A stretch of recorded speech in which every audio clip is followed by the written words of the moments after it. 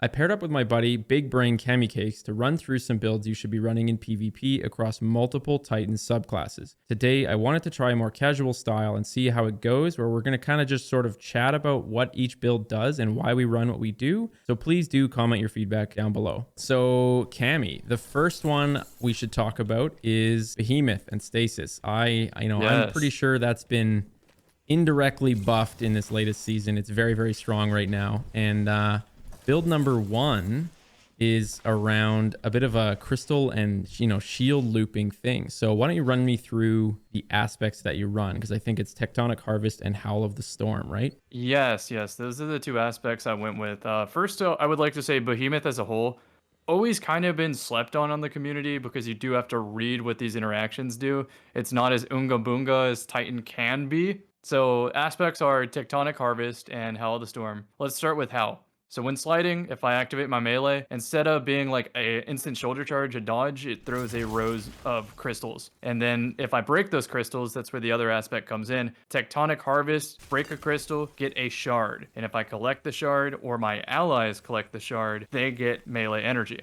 And so that's my row. The first crystal can be broken with a single primary shot or two, depending on what fragments you have. And then the rest of them, I use an unbinded melee to go down the row. So the way that this times out is break first crystal, break second crystal, leave these last two.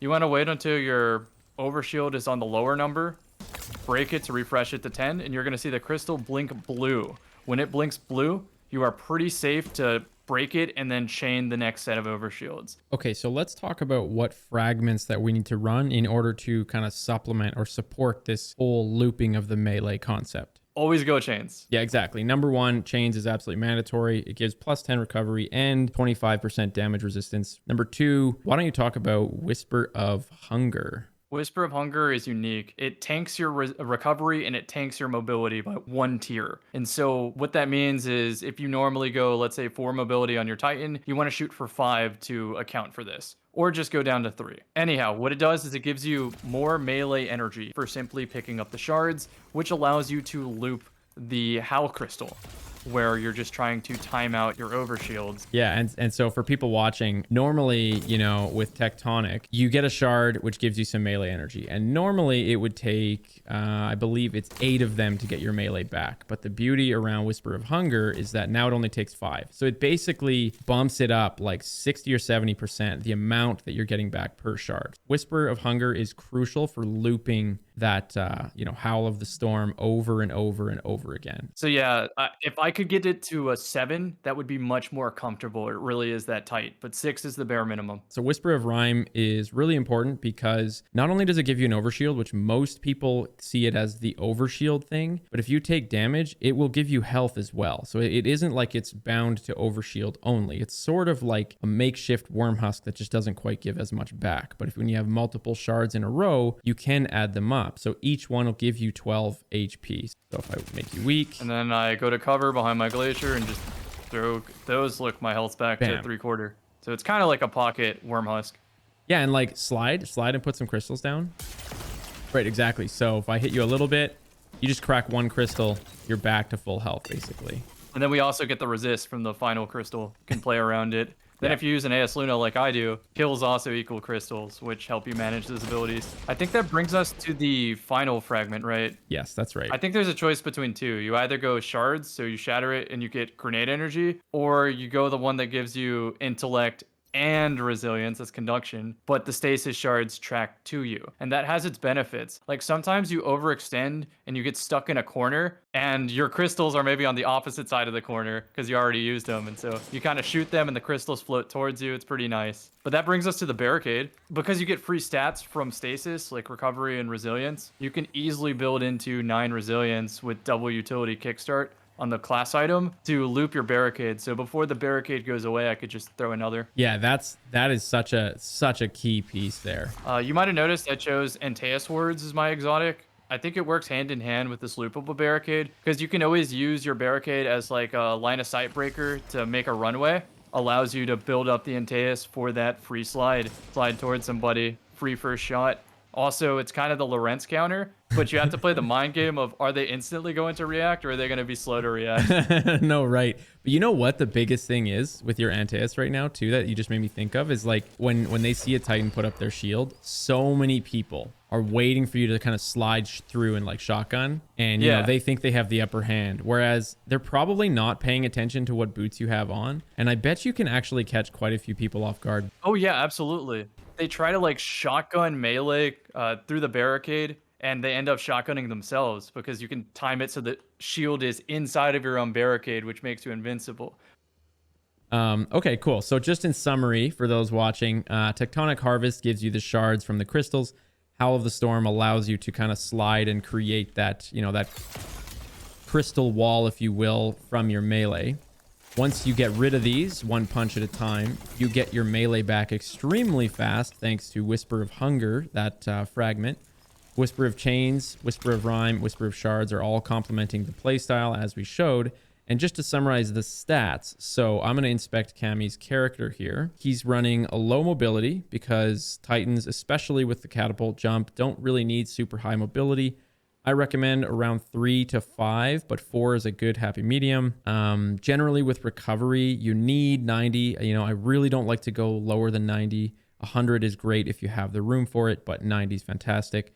The resilience piece is 90 on Cammy's build here, and I would say don't go less than 60. The reason I say 60 might be okay is simply because, you know, you can still do the crystal looping technique without needing your shield up all the time, but Cammy has shown that if you run 90 resilience, you're going to get your shield back right when it goes away because of double utility kickstart. So that kind of just feeds into the whole play style of looping your crystals as well as your shields. So 90 resil is a great option. The melee, in order to get your melee on time, you obviously can't have 0 strength. So we recommend around 60 strength or higher, but discipline's also important too. So I notice, you know, I totally agree with what you're currently running because you have 80 discipline, thanks to how strong these grenades are. You know, you guys could probably run 70 discipline and 70 strength, whatever you prefer, but this is a really good starting point. And then there's intellect. Intellect is a tricky one, and there's sort of 3 schools of thought when it comes to intellect in the current meta and gameplay. It first of all depends on what the heck you're playing. If it's sixes versus trials, it's a big difference. But let's take trials for example. If you're thinking about hopping into you know, a game mode like that. So one school of thought is you run 100 intellect. You're gonna have trouble doing that with this build, obviously. But I just mention it because some people do want to get their super first no matter what. But even then, you're kind of playing a risky game running 100 because if you run up against a really good team, the rounds are going to be short. The second school of thought is you could abandon it completely. You could run 0 or 30 intellect, knowing that you could push all of those other stat points into your actual gear, like your discipline or your strength or your resilience or your recovery. I have a tendency to favor that. But then last but not least is the third school of thought is you just let it land where it lands. So right now Cammy has 50, which does mean, you know, in those longer matches that go 7 rounds or more, like 4-3, 4-4, he's still going to get his super at the end when it matters. So it's a pretty good happy medium. Yeah, I think you also rely on teammates when talking intellect, because if you're playing with a well lock, that's a free Orbalite, which means it'll help you get your super. So true, which we're going to get into later when we talk about the bubble. If I had the choice on this one, though, I'd go lower intellect. All right, let's just quickly talk about, you know, the variation of this build, how you can really use Peacekeepers on Behemoth to your advantage as well. Peacekeepers add an invisible 5 tiers of mobility, so I went for tier 5 mobility. They make it so that the aim down sight slowdown doesn't happen, so you get to zoom. If you like pure gun skill, this is the way to go. But the problem is, it's really hard to find a special weapon to pair with an SMG. Titans don't do so well with sniping just because of having to play around the barricade, so I opted for a shotgun. This is sort of like a fusion build between Cool Cheese's take, Nomthr's take, and Lunar's take. So this is, I guess, taking a little bit from each of them and putting my own spin on it. Yeah, and I'll mention, if you feel like once you go to your Peacekeepers, you really miss that slide, you can technically put on Cryoclasm. And when you do that, you're gonna lose a fragment. You won't be able to have 4 fragments once you put on Cryoclasm. I just recommend that you keep chains no matter what. And then, you know, you could probably take off Rhyme or... Yeah, okay, so the Rhyme setup is going to be defensive, and the Cryo setup is going to be offensive. Right. I like the offensive variant because I don't feel out of the fight with an SMG. If you're playing hand cannon sniper players or a bow player, it's really difficult to get in with SMG, which is why we choose Behemoth. Behemoth has a couple tools for what we call cutting space. Like, for example, if you had a hand cannon and I throw a barricade and I queue up my slide while I'm using the barricade to do that, now I slide towards you, it's SMG distance again. But if you can't do that, then what you do is you set up your barricade again. You kind of look to the side, do maybe a short hop, something like that, and use the glacier grenade to act as your space cutter. Yeah, exactly. Then you can slide around it, or with cryoclasm, you can slide through it, and that does do some splash damage. Also, the melee as a movement tool. Sometimes you overextend. You're like, oh, too many people, I'm out, and then you melee away. Yeah, I use it a lot. Actually, that's part of when I run Howl, I tend to want to have higher strength. If I do use it to create crystals and, you know, for whatever, for good reason during an engagement or whatever, but I want my melee as a movement option, you know, later on. Like, that's why I really like to run high strength on this build, so that Glacier is also an actual catapult where it can launch your character up really high in a pinch. And since you're using a legendary slug, you can throw Icarus on the slug and you have command of the sky now in close quarters. Yeah, oftentimes the slug is the heart and soul of the build because you throw up a row of crystals and you can head glitch the crystals. A pellet shotgun's not going to do much. You're going to clip the crystals. But with the slug shotty, it will headshot. Yeah, so true. Sometimes you're in an awkward position to stop a revive around your own crystals and you can only see the head. I'm just going to show folks what, so that slide cancel, I'll just do it right now just to show people. So basically, like he said, you're just sprinting, and when you slide, normally you would just, you know, start Titan skating out of it after the fact. But if you cancel your sprint, so on, you know, mouse and keyboard, you would just hit the shift key during the slide to cancel your sprint. You can actually launch out of that slide with your Titan skating. So for example, this would be the normal way people would probably do it, something like that. But what you can actually do instead is just cancel and then get right into the jump like that. Exactly. It's very huge for closing the gap. It doesn't work with all weapons. It won't work with a hand cannon, for example, but it also works with SMGs, which is part of why PKs on Behemoth are so much fun. It takes one of the biggest weaknesses away from SMG, which is getting in close. Getting within range, right? Yeah, exactly. Anything else on your mind before we switch to yes. Arc? I think the quick charge mod for shotguns has changed the meta for slug shotties. So true. Just having that handling. Yeah, so okay, unreal. so you have two choices. If you cannot get quick charge, which is that 25 handling, you want to go for heritage because it can have 96 handling at base. The other choice, if you can afford quick charge, is blasphemer. That's the moon shotgun. Sorrow's Harbor, that's where you farm it.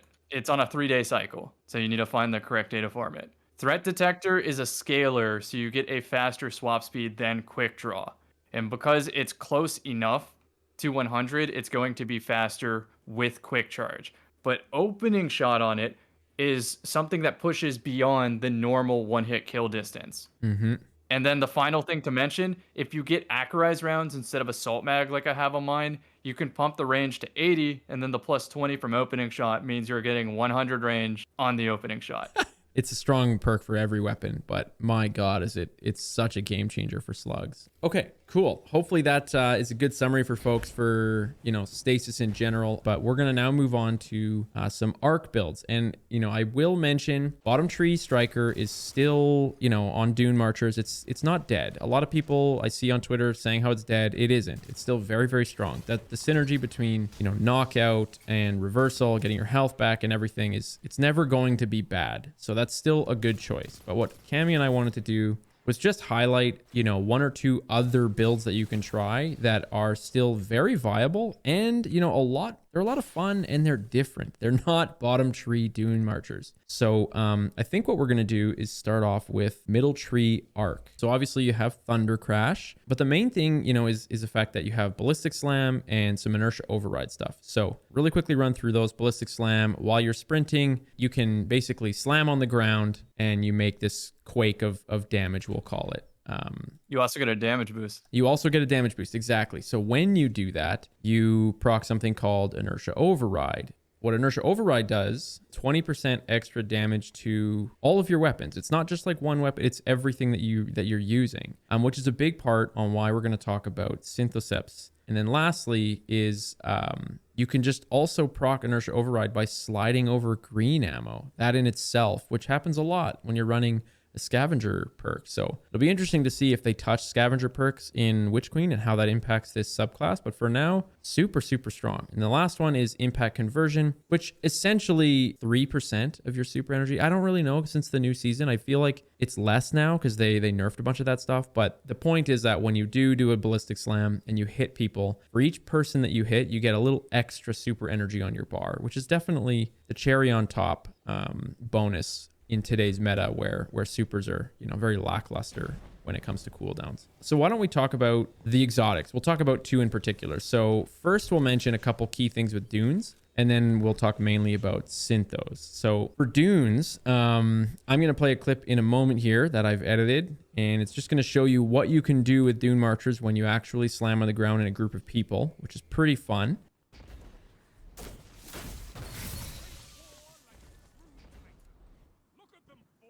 But Cammy had a really good point about slide distance, so maybe just explain that really quick. Yeah, I think Dunes is the optimal pick for middle tree because your ballistic slam can one hit because it can chain lightning to nearby people, but you also get increased slide distance, which means your window of opportunity for picking up ammo off the floor is greater. You could start the slide earlier, you slide farther, that kind of thing. Yeah, since I play around my barricade so much, I went for the Synthocept route. Even though I do think Dunes is better, you also get the sprint speed, which translates to your skate to make your get places faster. But like, if I'm sitting behind a barricade, what often happens is 2 people are trying to melee each other and their melees keep short stopping. Synthoceps means that mine's more likely to hit, and I think that makes a world of a difference. You can melee me right now, see if you can, like in the air, and see where Synthoceps go. Yeah, perfect example. Right there. So yeah, I'll put something up on screen for the folks listening. It bumps it up from 5.5 meters, which is the base melee range for all, for everything in the game. And it bumps it up to 7 meters, which is seriously like it's make or break a lot of situations like we just did right there. So it's very huge. Yeah, Inertia Override damage boost is giant for 120 hand cannons, Dead Man's Tail, pretty much anything that's going to get a TTK change. So I will say, like, yeah, I agree. Dunes is probably a little bit better, especially in 3s. But the Synthoceps, when you run middle tree with Synthoceps in 6s, it can be such a blast because, well, here, I'll put another clip on screen of what you can do with synthos when you slam into a ground. And so for people who don't know exactly what synthos do, not only do they bump up your melee range from 5.5 to 7 meters, they also they give your melee more damage when you have enemies around. And so, if you have 3 or more people around you, which is basically in 6s, right? Because maybe in trials, there's always someone down or whatever. Your melee is suddenly going to do, I think it's 185 damage instead of 100. So it's literally like an 85% increase.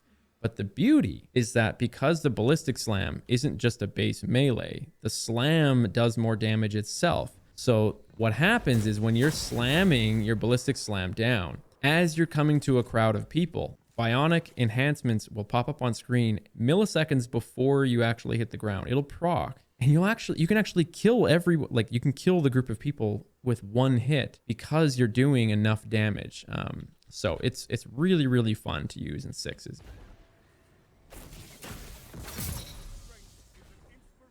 I think it does come up in 3, which is why I ultimately lean towards this one. Here's the reasoning. I'm using DMT. Hipfire gun lets me aim better with it, that kind of thing. Yeah. If Biotic works, whenever we're scrapping as a team, 3 people close, not only do I have the information that 3 people are near me, but now headshot a DMT in a melee is a guaranteed kill. I might even say on a chipped person, I might be able to body shot melee, no shotgun needed. There were so many reversal opportunities in trials where you're the last one standing, you throw up a barricade and they're like, oh, he's the last one alone. How deadly can he be? And you're just running away. They think you're running away and then you just come back and hit them with the ballistic slam, triple, it's over. And then they never go shoulder to shoulder again. Just the fear of it happening. That's true. And a lot of people talk about how winning 1v3s is about separating them into one at a time. And when you have Synthoceps on, they actually are a little bit scared to push you together at the same time because of that reason, which kind of indirectly forces them to feed into that 1v3 situation where you have a chance without your The ballistic biggest slam. thing about syntheseps though is that we have to be realistic with the game in front of us, the game we play every day, and not perfect Destiny 2 on land. It True. doesn't exist. So what happens is if somebody synthesep melees, they seemingly teleport around the close quarters area, and you can't track that. I remember when Stasis first came out, like literally you just couldn't tell. It looked like Titans were teleporting everywhere they went. Yeah, Scary. it's pretty wild.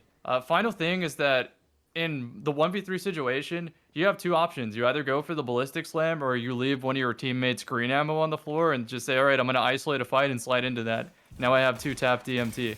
Then you get cranial spike off of it. Yeah. And so as the inertia is wearing out, you can still 2-tap because of cranial spike. Yeah. Yeah. Huge. And I know you said it early on, so I'm just going to repeat it. Like, middle tree with high hitting damage weapons is so good. DMT 120s, it is such a game changer. Yeah, and also the lightning nade to kind of protect your own barricade in those like scraps. If it hits them, 100 damage, pop them in the head with DMT, that's already over. So it does have a lot of options for completely changing the tides. You know what else too, actually, I just thought of, is I talk about this on Bottom Tree Striker a lot, where if I put up a shield and someone gets really arrogant and tries to go over top. Yeah. Their toes tend to nick the top. And so what I often do is I'll slide through and it procs knockout, which extended melee. I basically slide through and melee. I slide through and then I can melee because it like teleports me. But what's cool is on middle tree, you can kind of makeshift do the same thing thanks to the extended melee from Synthos. And yeah, that's just something I never really thought of until now.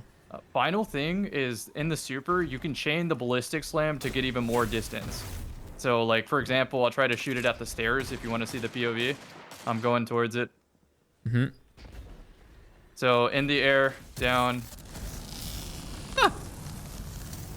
So use the ballistic slam to lead in to very quickly close the entire map. That was very, very cool. I actually never thought of doing that. There are some situations, like if you look at the tree area, where you can send your ballistic slam off the map and missile back onto the map. You know what? Good point, though, just in general, before we move on to the next one, is the fact that, like this super is a tier 3 super. So you're getting your ballistic slam.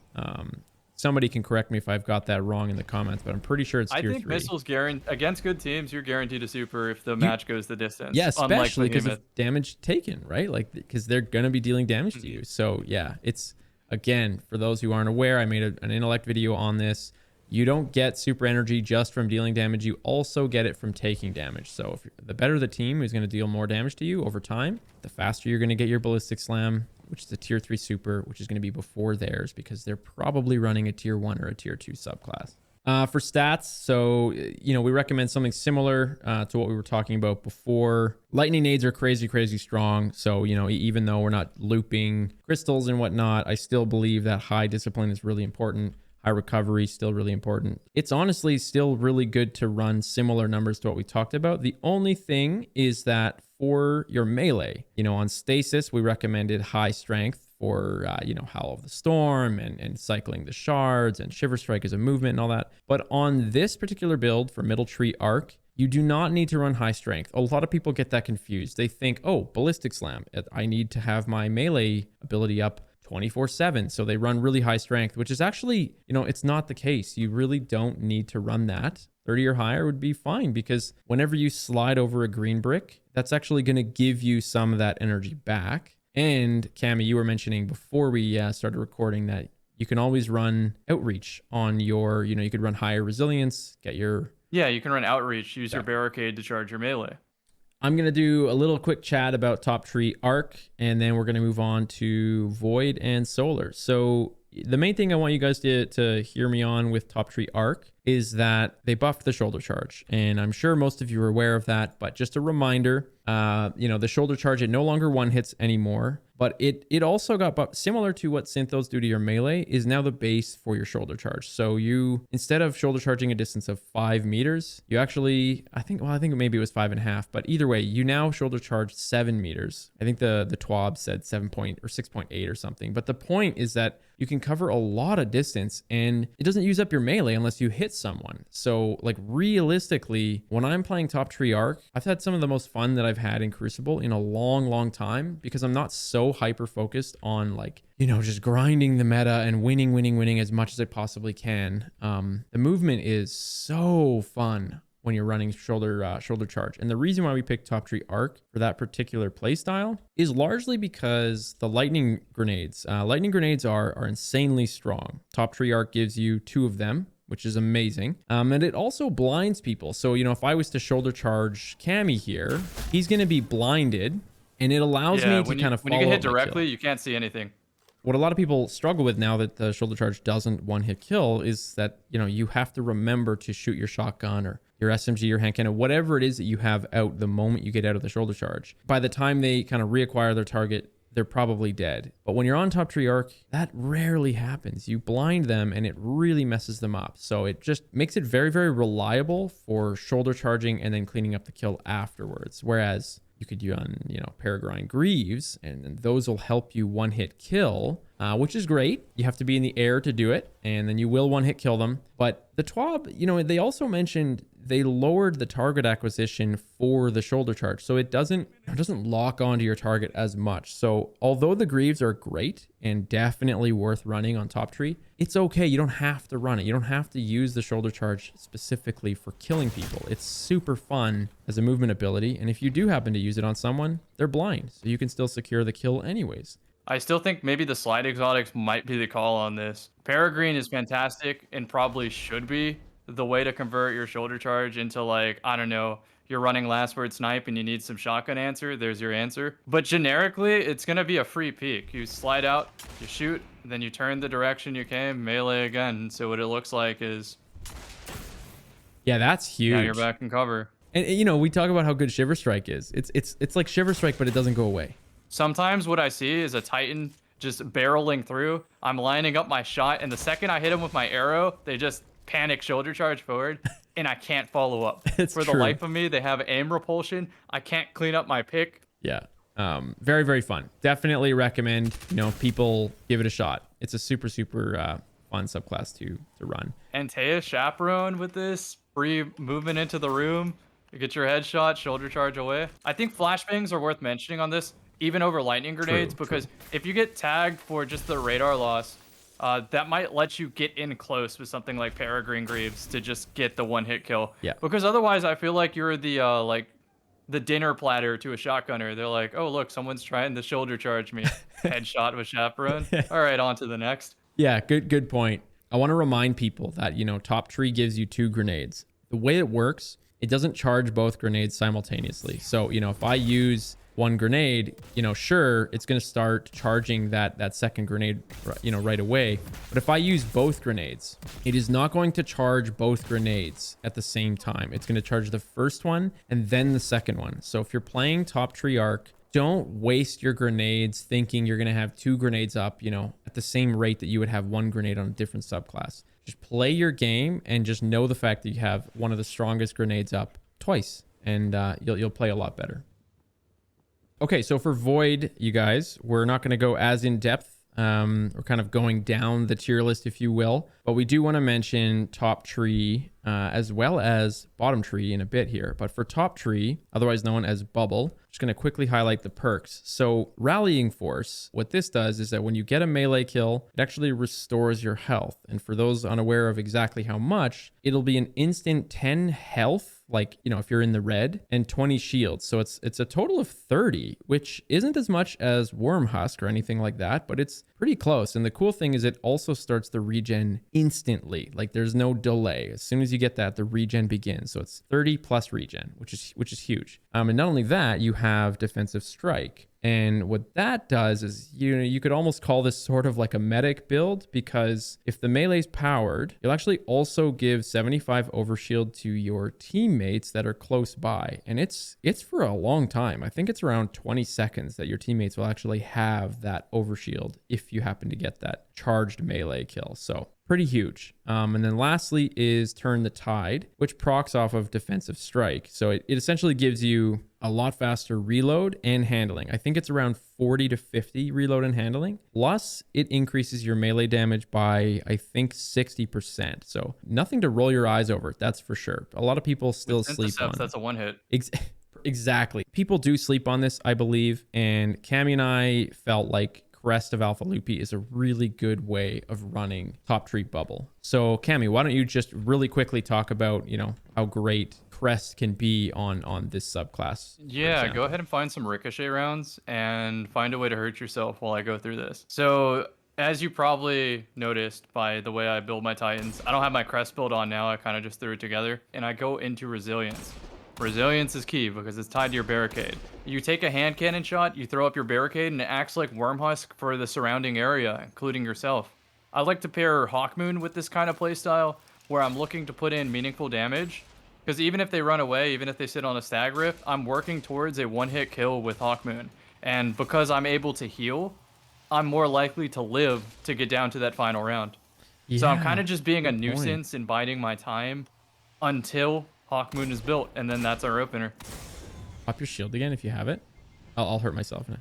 Bingo. Yeah. So there you go, you guys. Like, you can go from being one shot like I was right there up to 130 HP. Like, it is that much. It's stronger than Wormhusk. As long as you have your allies within sight. So for example, if I was kind of behind Cammy, like out of his sight behind this, I wouldn't get it. But if your allies are within sight, they'll get that health bump that you just saw on my screen, which is huge. The other bonus to Crest is that you make an extra orb on Super, and in Void 3.0, there are going to be some changes to the way Void Supers work. So it's going to be, what, tier 5, the fastest? Yeah, so right now it's tier 2, which, certainly isn't as slow as tier 1, but it isn't the fastest super out there, which is probably for good reason. Maybe, like you were kind of estimating or guessing, maybe they're going to separate the ability, between the actual super versus the bubble. In Void 3.0, you'll have to choose one or the other if you want tier 5 with a bubble or tier 2 with the actual Yeah, some super. Titan players get tunnel visioned on throwing a bubble at a cap point when the shield super itself is phenomenal. It's still incredible. Yeah, you yeah, block exactly. and close the gap, you have your movement. Yeah. And then you also have your heat-seeking GPS frisbee. I know. It's so good. Once you get your super back, pop your bubble. So you guys will see it'll pop 4 orbs instead of 3.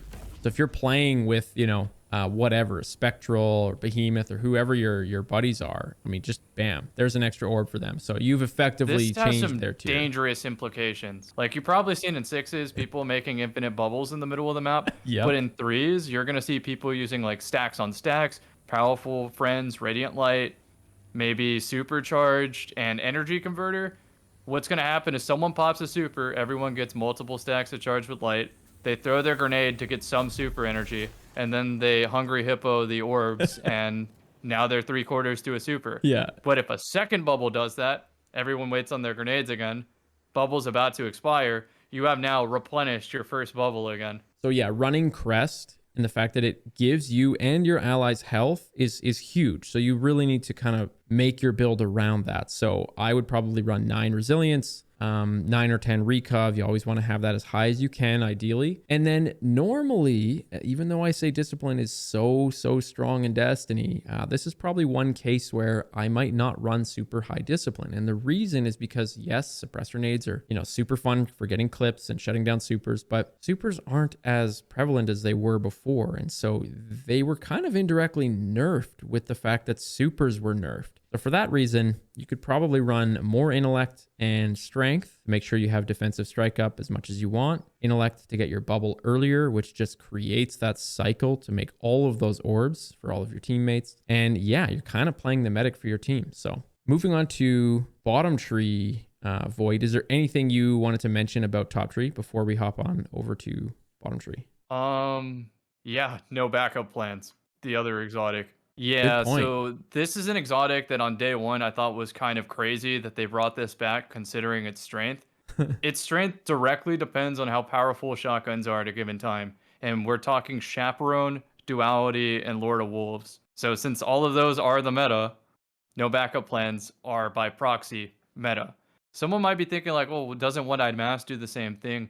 It's like no backup plans at home. It doesn't give you the whole health back and overshield instantly. No backup plans is a reversal exotic. You can be in a 1v1 with somebody, and as you're backing to cover, get collapsed by another person, headshot them, and immediately, that's the key word here, immediately turn around and duel. You can't do that with OEM. That's true. There's that gap in time difference. That's a good point. And your teammates also get the overshield. So if you're kind of collapsing as a pack on one person and you happen to get the shotgun kill, which is really likely because of Chaperone or Yep. Lord of Wolves, your whole teammate gets the overshield. So it is a win more exotic, but it's among the best of the win more exotics. Okay, for bottom tree void, you guys, instead of running through that one through this video, I actually just really want to highlight somebody by the name of Sheik. A lot of you probably already know who he is. He runs the channel Destiny Fun Police. He has almost always exclusively mained, a slug shotgun like the Chaperone and Bubble, but it really is saying something when someone who's mained that for so long is suddenly starting to main bottom tree void on Titan. So I'm going to put up his thumbnail and link. Definitely recommend you check it out. He's covered it. It's a really, really good setup with what he likes to run. And we're going to move over to solar. Now, for solar, I would normally recommend bottom tree just because of how strong it is. There's a lot of options out there. If you're running the Phoenix Cradle build is... Ape together strong. Yeah, it's absurdly strong. Okay, so if as a bottom tree Sunbreaker, you throw an incendiary grenade and they start ticking damage over time, and you pick up the kill while that damage over time happens, you are guaranteed a sunspot. The beauty is, if there is another Sunbreaker on your team and they clean up your incendiary damage over time, they get a sunspot. What Phoenix Cradle enables is now that sunspot is for the whole team. It's not a personal sunspot, it's the team's sunspot. You are quite literally exponentially increasing your chances of getting sunspots because you have 3 opportunities with incendiary grenades, 3 cleanup opportunities, and then if any sunspot is made, it's a full replenish on all 3 incendiaries for standing or passing through the sunspot. You get 10 seconds of enhanced grenade recharge, and you should be building in the 10 discipline anyway. True, right? Yeah. So not a lot of people think it just extends sunspot from 5 to 10 seconds, which by the way is a game changer. Having 10 seconds instead of 5 is so noticeable in PvP. It's not even funny. So that in itself makes it really strong. But you're right, and you don't need to have 6 people running this thing. You can have a team of 3 in 3s running this, and it could be extremely valuable. So I'm gonna show you a hidden gem hand cannon. Sure. For that exact playstyle that I want to run a team with Phoenix Cradle. Check out the bottom dollar. Oh, God. You have so many good rolls. My vault is filled. Sorry, Dado. That's right. He would get rid of one thing. You're kind of playing with this normally until a sunspot is made. And by that time, you probably already naturally wasted some bullets, right? True. So once the sunspot's made, dump it to half. And you're running around with a guaranteed 2-tap on anybody who dares to challenge it. So you have 10 seconds of 2-tap. For people wondering what else you could do on bottom tree, Hallow Fire was sort of indirectly buffed. They crushed our Heart of Inmost Light, but Hallow Fire is still a good option. It essentially gives you your abilities back really quick. There's different stages when you don't have your super bar charged, when you do have it charged, but you haven't used it yet, when you're in your super, things like that. Cool Guy is another really, really intelligent build crafter. So, Big Brain CammyCakes has so many aspects of this game down to a T when it comes to build crafting, which is a large reason why I felt lucky about doing this podcast interview style video. But Cool Guy is another example of someone who's really good at finding synergistic builds, and I really like his content as well. So I'm going to send you guys over to one of his videos because he gives you an entire line by line build for how to run top tree solar. And it's using the Peregrine Greaves. We talked about it earlier, using a 1-hit, and it looks super fun. So definitely recommend people give that a shot. And just before we hop off, for those that are still here, there's one thing I really want to highlight. I thought about some honorable mentions. Obviously, things like the Titans, those are huge, right? The shoot through barricade. You can pretty much run that on whatever you want. High resilience, it's great. But a lot of people actually sleep on the combination of Kepris with Stasis. So, Cammy, why don't you just demonstrate some of the things that you were able to do on the trials weekend? Yeah, okay. So take the position of somebody head glitching the stairs. You throw the dust field and now they're trapped. So now you can get your slide forward, throw your barricade, and it will perfectly reach and one-hit them. Because the way Khepri's horn works is it sends a thermite out and then back in. And so if you catch somebody at the tail end of it, it is an instant kill. This is one of those distances where it can instant kill somebody head glitching that. I'm going to go to the other team and showcase this. You're right, because it's 100 damage on the way there and 100 damage on the way back. Okay, so something, we're dueling, back up into cover like you took a damage. Right, like I took damage. Now you're recovering health. So Yeah. when I anticipate you to be recovered, I want to be throwing my barricade, and it should basically instant kill you. Oh my god. I stepped forward there. I did not need to. It went behind me too.